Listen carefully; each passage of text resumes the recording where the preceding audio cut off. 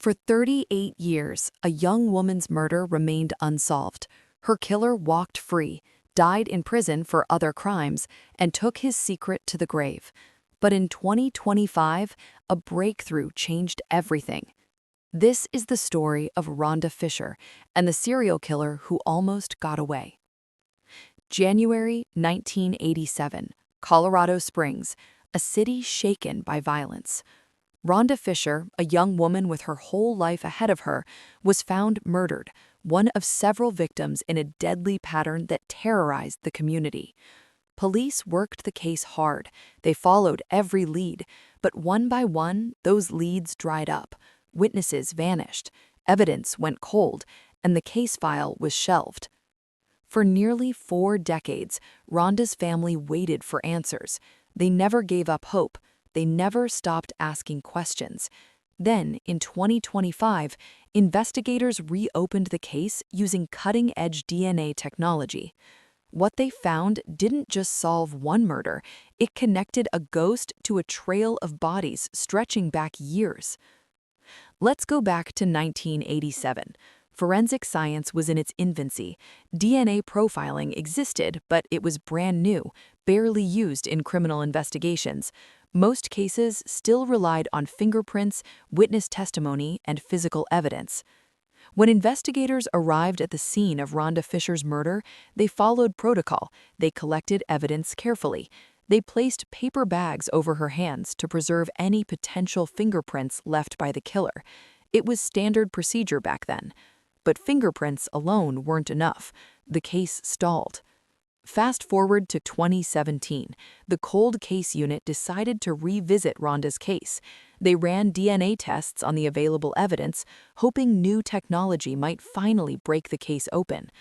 But even in 2017, the technology still wasn't advanced enough. The samples were too small, too degraded. The DNA profile they managed to extract wasn't clear enough to identify anyone. Once again, the case went cold. But here's the thing, the evidence was never thrown away. It sat in storage, preserved, waiting for the day when science could finally unlock its secrets. That day came in 2025. The Cold Case Unit in Colorado decided to take one more look at Rhonda Fisher's case. By this time, DNA technology had advanced dramatically. Scientists could now extract usable genetic material from microscopic skin cells, cells invisible to the naked eye. The team carefully retrieved the evidence from storage, those same paper bags that had been placed over Rhonda's hands 38 years earlier, bags that had been tested before, but never with this level of precision. Under a microscope, forensic scientists found something remarkable. Traces of skin cells, microscopic fragments left behind when the killer touched Rhonda, cells that had been trapped inside those paper bags for nearly 4 decades. Using advanced extraction methods, the team built a DNA profile, a genetic fingerprint, and they uploaded it to CODIS, the National DNA Database. Then they waited. The result came back, a match. But not just one match. The DNA linked Rhonda Fisher's murder to evidence from 3 other killings in 1979, 8 years before Rhonda's death. 3 separate murders, all unsolved, all connected by the same DNA. And all of them pointed to one man, Vincent Darrell Groves. Vincent Darrell Groves was a serial killer hiding in plain sight.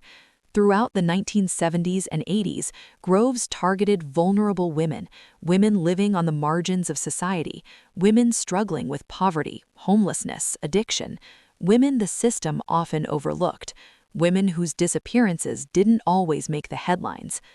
In 1982, Groves was convicted of murder and sent to prison. But here's where the story takes a disturbing turn.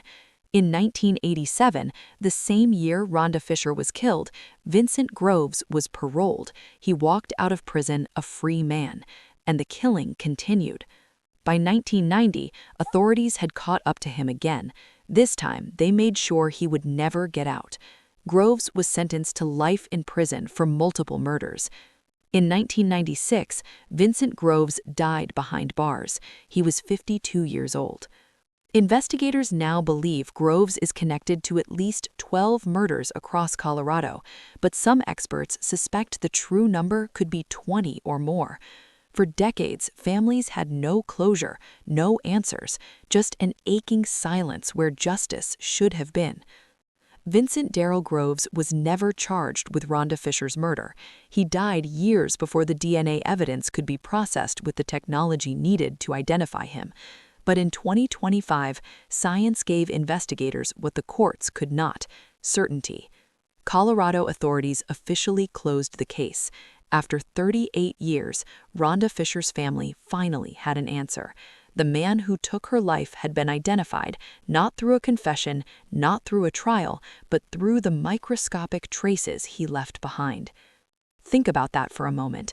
Evidence collected in 1987, preserved for nearly 4 decades, finally revealed its secret in 2025.